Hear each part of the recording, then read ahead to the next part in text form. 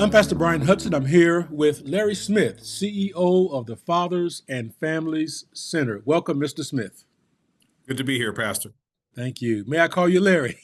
Please. But call me Bryan, please. No, will do.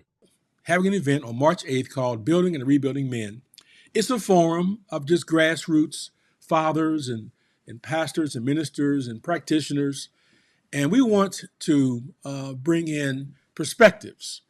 And when I learned about your organization last fall, I wanted to see if I could have you come on to record this and then play it back, parts of it, for the event. So thank you for being with us, Larry. Appreciate you and your work for men and for our community.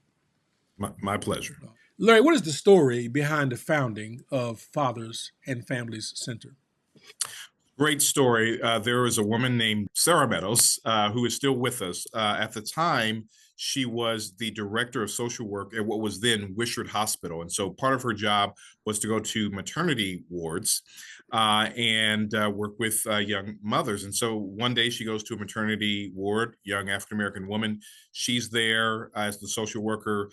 The doctor is there, medical staff is there. The father is there, but no one is talking with him.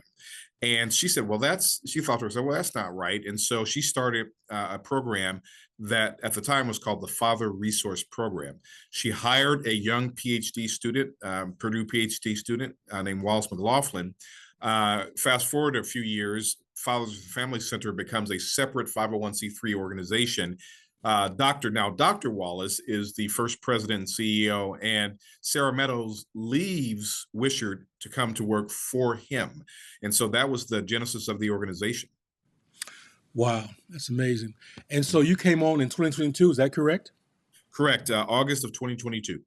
Now, I read in the About Us page on the website, and I found this comment very interesting. It said, but simply blaming fathers is a mistake. Many want to be engaged and productive fathers, but are caught up in a seemingly inescapable cycle of poverty and neglect. For some, the most pressing issue is day-to-day survival. And I like this thought where you say, or the website says, that just blaming men, blaming fathers is a mistake. What caused you to come to that understanding and realization? Well, as my predecessor says, most of the men we serve are not deadbeats. They're just dead broke, right? So their average income when they get to us is about $11,000 annually. So that's one. The second thing is, if not a majority, at least a plurality of them have gone through some serious trauma, substance abuse or physical abuse, sexual abuse in some cases. And so they've dealt with a great deal. And then, some may have some medical or emotional issues. And so these men have been challenged. And when I say these men, I include myself in that. I was a dad at 16 years old, just before I turned 17.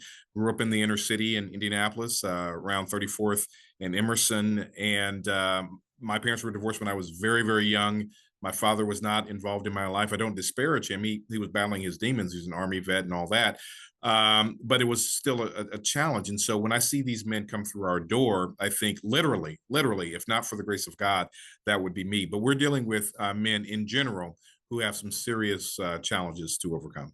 I appreciate that you all are looking at men holistically and not simplistically, as sometimes is the case, not relying on narratives, but seeking to understand by knowing people and getting to know guys.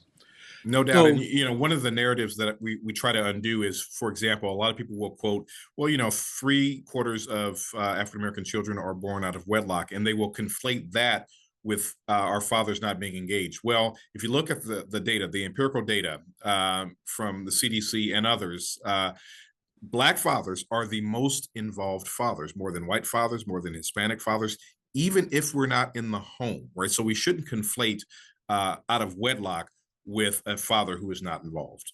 What have you found to be some of the best practices for empowering and helping rebuild the lives of men and fathers? Yeah, so one, taking a full assessment of what their needs are. And so, for example, I mentioned the low income that the vast majority of the men have when they come, but that's one data point, right? So again, we need to address the other areas. So, for example, are you emotionally depressed? Do you have some kind of mental illness that we need to address as well?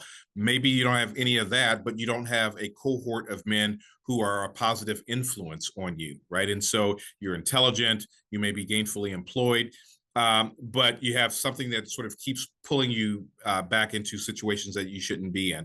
And so having that cohort of men who have experienced the same or similar circumstances as you have, that really, really helps. And then providing opportunities for you to interact with your children in a powerful and personal way, right? And so we provide those opportunities, whether it's going to an amusement park or just going down the street here to the Children's Museum. We want to make sure that fathers have those opportunities. And so if we address the economic issues, any social issues, any mental or emotional issues, any substance abuse issues, and economic issues, and we have them in a cohort with other men who have had similar experiences, they are going to do the right thing. I'll give you a specific example. We have one cohort per month of what we call strong fathers. In any given cohort, 40 to 70% of the men are returning citizens. They've spent some time behind bars, but our recidivism rate is only 5%. You compare that to Marion County, it's 40 to 45%, depending on whose numbers you believe. And recidivism, I know you know, but maybe not everyone knows that recidivism means, am I going to do something that's going to get me back behind bars, right? And so that rate for the men we serve is only 5% as compared to their peer group outside of our program. It's 40 to 45%. Wow. Yeah, I know guys thrive in structure like this. Matter of fact, one of our panelists is William Bumpus. Oh, yes. He's one of our panelists. And I know William because I used to be on the board at Wheeler Mission when he was there. So I just rolled off. So I do know William. Well, of course, there's the son and the father, right? I'm speaking of the father. William Bumpus the second, the dad. So the son, I'm sorry. Well, they're both together. I know the son. They're the same name, doing the same work, okay? Right. Well, I'm saying this to say he's run a residential aftercare facility for almost 35 years. Wow. With guys, again, returning citizens coming out. But the thing he remarks on is that prison is a structured environment. Mm-hmm. It is. Well, sometimes guys come out and come into unstructured environment, straight back to the same neighborhood they grew up and got in trouble in. And they struggle. So what Jesus House does, guys come in, these are guys who profess to be believers, and they go into discipleship, Bible teaching, prayer, and so forth.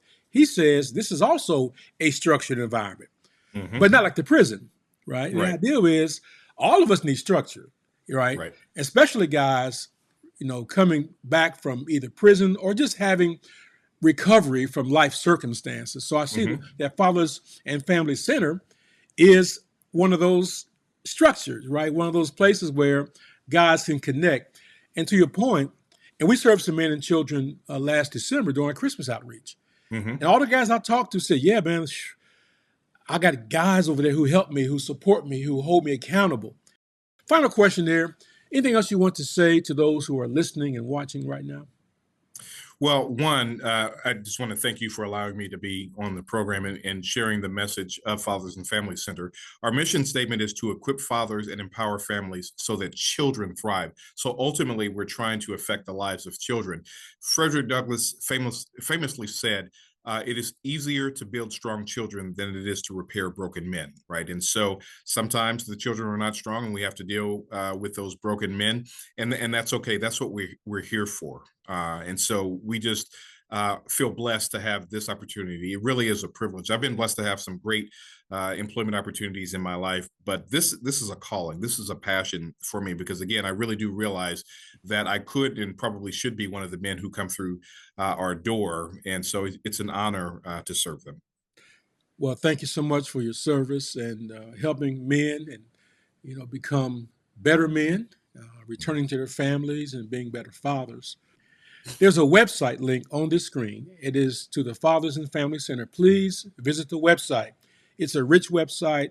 It's current, full of good content, and learn more about the Fathers and Family Center and become a supporter of them and of what Larry is doing. So, sir, thank you so much for this time. Thank you for your work and your love, really, for the guys and their families. So I appreciate you so much for being on. Absolutely. My pleasure. God bless. All right. God bless you.